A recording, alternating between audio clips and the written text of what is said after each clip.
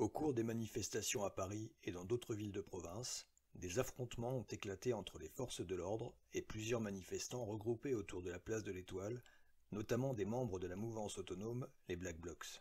Ces incidents, moins importants en nombre que ceux observés lors des manifestations des Gilets jaunes, n'en restent pas moins préoccupants.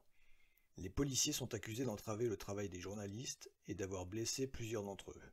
Même si le taux de participation est plus faible que la semaine dernière, la manifestation a regroupé près de 125 000 personnes selon le gouvernement, 650 000 d'après les syndicats.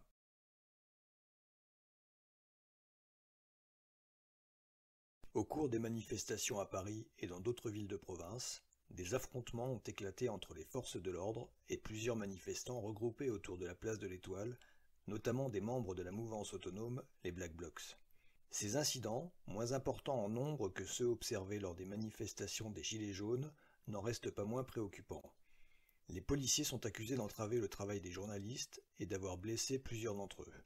Même si le taux de participation est plus faible que la semaine dernière, la manifestation a regroupé près de 125 000 personnes selon le gouvernement, 650 000 d'après les syndicats.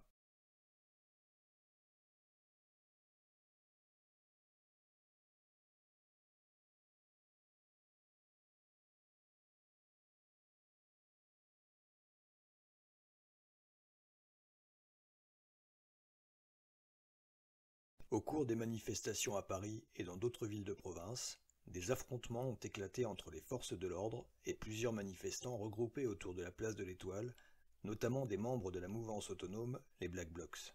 Ces incidents, moins importants en nombre que ceux observés lors des manifestations des Gilets jaunes, n'en restent pas moins préoccupants.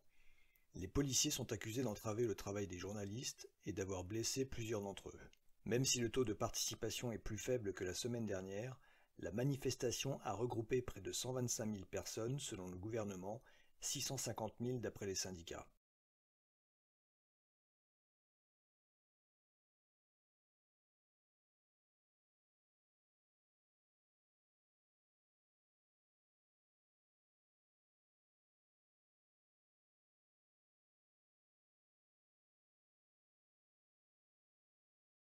Des renforts de toute l'Australie ont été appelés pour aider à combattre les incendies qui sévissent actuellement.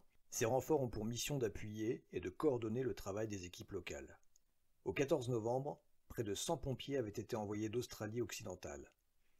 Des contingents ont également été envoyés depuis Sydney pour soutenir la lutte contre le feu. Le 12 novembre, le gouvernement fédéral a annoncé que les forces de défense australiennes fourniraient dans les prochaines heures un appui aérien à l'effort de lutte contre les incendies. Elle se prépare également à fournir personnel et soutien logistique.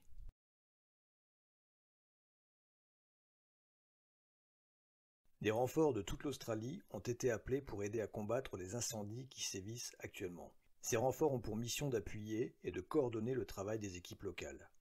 Au 14 novembre, près de 100 pompiers avaient été envoyés d'Australie occidentale. Des contingents ont également été envoyés depuis Sydney pour soutenir la lutte contre le feu. Le 12 novembre, le gouvernement fédéral a annoncé que les forces de défense australiennes fourniraient dans les prochaines heures un appui aérien à l'effort de lutte contre les incendies. Elle se prépare également à fournir personnel et soutien logistique.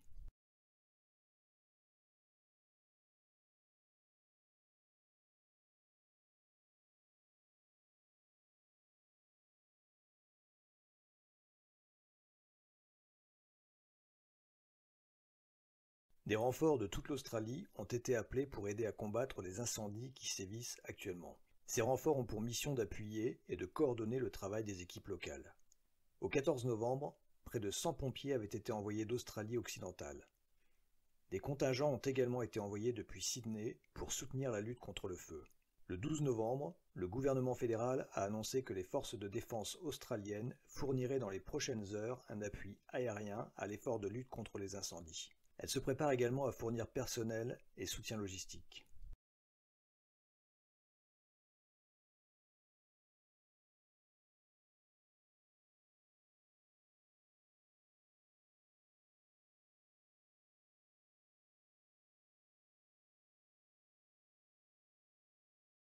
La transmission interhumaine du virus a été confirmée par l'OMS le 23 janvier 2020. Le taux de mortalité dû au virus reste relativement faible et s'établit autour de 1 à 2% selon les dernières informations communiquées par le ministère de la Santé et des Solidarités. Dans l'Oise, le préfet a appelé la fermeture de plusieurs établissements scolaires. Les rassemblements de plus de 200 personnes sont également strictement interdits. Au niveau national, le gouvernement se prépare à passer au stade 3 du plan de lutte contre l'épidémie et invite les Français à la plus grande vigilance. La transmission interhumaine du virus a été confirmée par l'OMS le 23 janvier 2020. Le taux de mortalité dû au virus reste relativement faible et s'établit autour de 1 à 2% selon les dernières informations communiquées par le ministère de la Santé et des Solidarités. Dans l'Oise, le préfet a appelé la fermeture de plusieurs établissements scolaires. Les rassemblements de plus de 200 personnes sont également strictement interdits. Au niveau national, le gouvernement se prépare à passer au stade 3 du plan de lutte contre l'épidémie et invite les Français à la plus grande vigilance.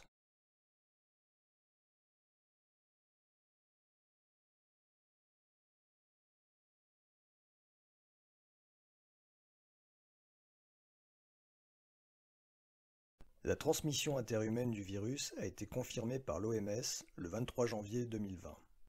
Le taux de mortalité dû au virus reste relativement faible et s'établit autour de 1 à 2% selon les dernières informations communiquées par le ministère de la Santé et des Solidarités.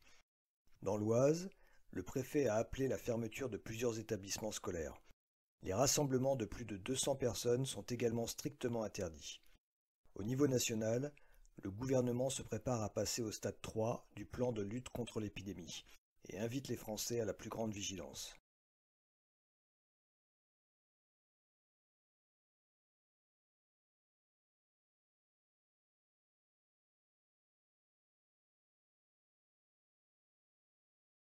Les immatriculations de voitures électriques ont continué à progresser rapidement au premier semestre 2019, alors que le marché des voitures thermiques recule. Moins 12% en Chine, moins 2,3% aux États-Unis. Sur l'ensemble du territoire américain, la part de marché du véhicule électrique reste encore légèrement inférieure à 2%. Mais les analystes et les experts pronostiquent que d'ici 5 ans, les ventes annuelles devraient dépasser le million d'unités. L'Allemagne est devenue le troisième marché, dépassant la Norvège avec 48 000 ventes de véhicules électrifiés, en augmentation de 41%. Pour les voitures 100% électriques, la progression atteint 80%, alors que les hybrides régressent de 1%. En Norvège, les ventes progressent de 22%, en France de 38% et aux Pays-Bas de 122%. Les immatriculations de voitures électriques ont continué à progresser rapidement au premier semestre 2019, alors que le marché des voitures thermiques recule. Moins 12% en Chine, moins 2,3% aux États-Unis. Sur l'ensemble du territoire américain, la part de marché du véhicule électrique reste encore légèrement inférieure à 2%. Mais les analystes et les experts pronostiquent que d'ici 5 ans, les ventes annuelles devraient dépasser le million d'unités. L'Allemagne est devenue le troisième marché, dépassant la Norvège avec 48 000 ventes de véhicules électrifiés, en augmentation de 41%. Pour les voitures 100% électriques, la progression atteint 80%, alors que les hybrides régressent de 1%. En Norvège, les ventes progressent de 22%, en France de 38% et aux Pays-Bas de 122%.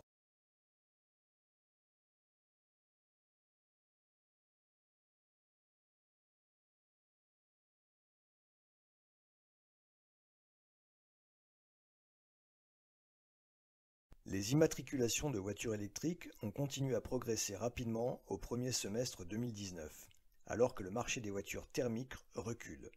Moins 12% en Chine, moins 2,3% aux États-Unis. Sur l'ensemble du territoire américain, la part de marché du véhicule électrique reste encore légèrement inférieure à 2%. Mais les analystes et les experts pronostiquent que d'ici 5 ans, les ventes annuelles devraient dépasser le million d'unités. L'Allemagne est devenue le troisième marché, dépassant la Norvège avec 48 000 ventes de véhicules électrifiés, en augmentation de 41%. Pour les voitures 100% électriques, la progression atteint 80%, alors que les hybrides régressent de 1%. En Norvège, les ventes progressent de 22%, en France de 38% et aux Pays-Bas de 122%.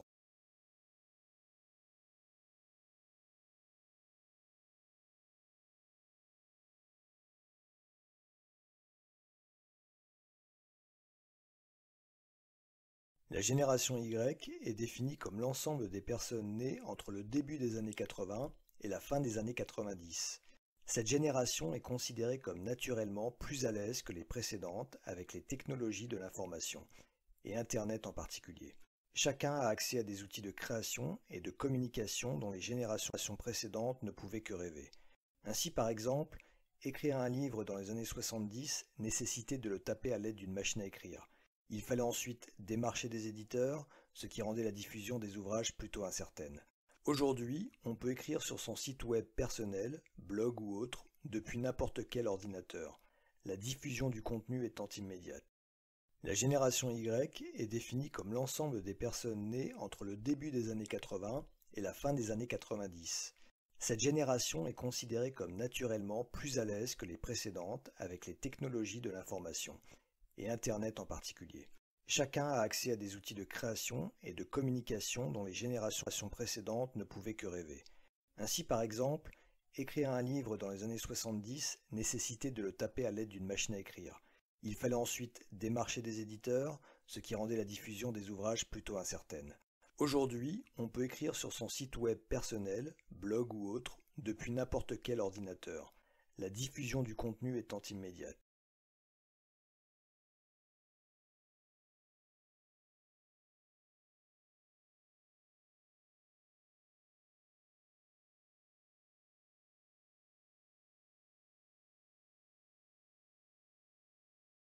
La génération Y est définie comme l'ensemble des personnes nées entre le début des années 80 et la fin des années 90.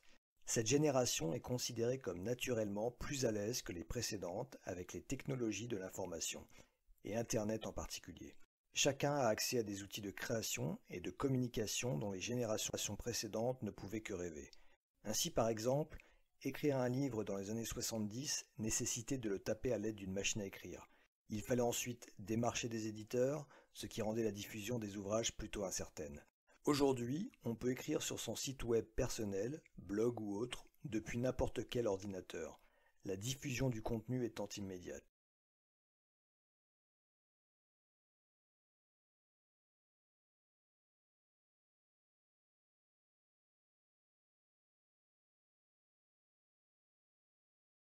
Les robots d'assistance à la vie quotidienne, ou à des malades ou handicapés, sont à l'étude dans de nombreux laboratoires de recherche. Ces robots domestiques prennent parfois forme humaine et peuvent se déplacer en évitant tous les obstacles. Ils disposent de dispositifs de sécurité dès qu'ils entrent en contact avec une personne. Mais ce type de dispositif est insuffisant pour assurer la sécurité d'un enfant de moins de 3 ans selon les études.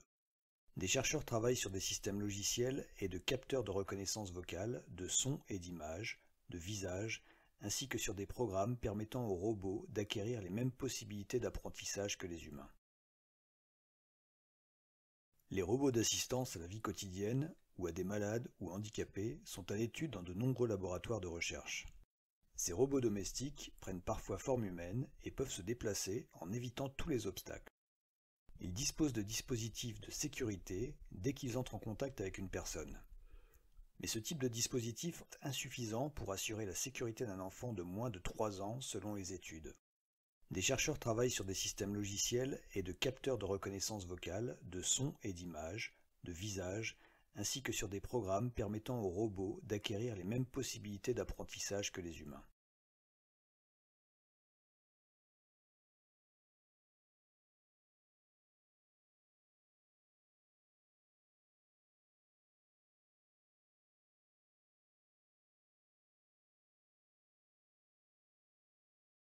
Les robots d'assistance à la vie quotidienne, ou à des malades ou handicapés, sont à l'étude dans de nombreux laboratoires de recherche. Ces robots domestiques prennent parfois forme humaine et peuvent se déplacer en évitant tous les obstacles. Ils disposent de dispositifs de sécurité dès qu'ils entrent en contact avec une personne. Mais ce type de dispositif est insuffisant pour assurer la sécurité d'un enfant de moins de 3 ans selon les études. Des chercheurs travaillent sur des systèmes logiciels et de capteurs de reconnaissance vocale, de son et d'image, de visage, ainsi que sur des programmes permettant aux robots d'acquérir les mêmes possibilités d'apprentissage que les humains.